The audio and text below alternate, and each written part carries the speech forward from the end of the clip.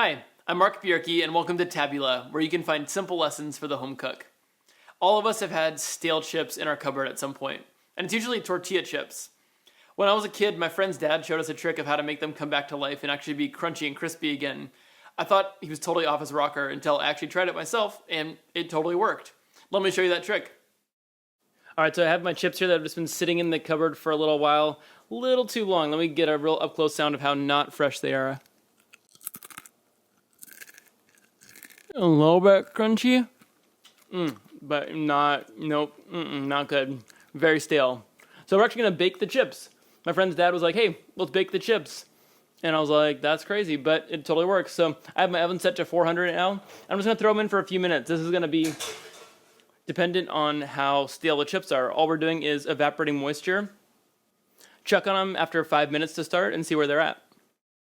I happened to glance at mine about 2 minutes early, and after 3 minutes, I see these are starting to brown a little bit. I'm gonna let it cool down just enough so I can try one, and then I'm gonna show you guys how much crispier these are. Okay, let's do an audio comparison. Here's the freshly baked, formerly stale chip.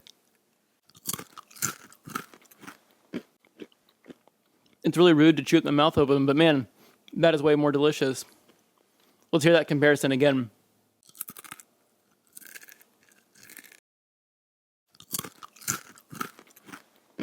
So today's simple tip is to bake your stale chips at 400 degrees in the oven for at least 3 minutes and maybe a little bit longer.